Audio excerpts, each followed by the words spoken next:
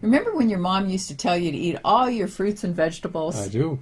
She did forget to add to put a little fish in with that. Because, really, it does help you to do better in school because it helps your cognitive skills and it also helps your brain volume. Well, it gives you a bigger brain and it makes it work better. Little so detail. If you have some B, vitamin C, D, E, and fish oil, you're set to go. Well, when they looked at junk food, they found just the opposite. You had levels that would be low, and your brain size would be less, and your cognitive skills would be less.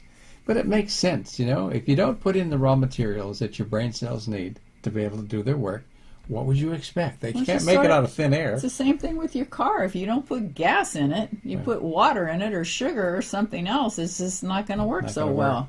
So we have to remember to eat the right foods. And, my mom did that. In fact, she gave us cod liver oil, too. Oh, yeah, that's so we didn't eat the fish. My mom did, too. Yeah. And now the study's finally out, and they do it by measuring blood levels, and they also looked at MRIs to measure brain size, and they found that it made a substantial difference.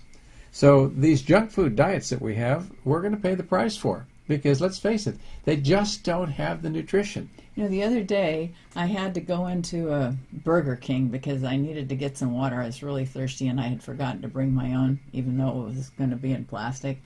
But I was surprised at how many people are in there. Those places are huge. Remember we were in Argentina? We went into one? It was like 2 or 3 stories high. Yeah. Well, people are in the fast track mode. They don't really appreciate that what you eat makes a difference because your doctor doesn't think that. For the most part, the amount of nutrition we get in our training is minimal, and we get this kind of naive, arrogant attitude that, well, it really doesn't matter so much what you eat, just go ahead and eat what you feel like and things will somehow magically happen. You know that expression about people calling somebody a fathead? Actually, that's a good thing because our brain is made out of how much fat? 65% 65% fat. But you need to have the healthy fats. And see, some of the junk foods in these fast food restaurants are loaded with trans fats, and those are bad for your brain and for anything in your body. Well, if you don't consume the oils that are in fish or in certain seeds and nuts or in vegetables, you're simply not going to have the things that your body requires in order to eat and survive.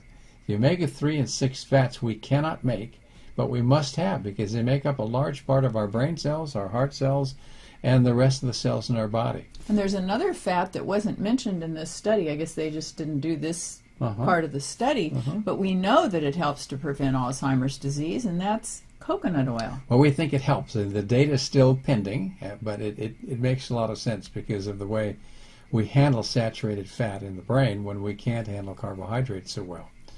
So when we're looking at a way to finally measure what's going on, we have a study here that's NIH funded that says that nutrient levels are linked to cognitive skills and brain size.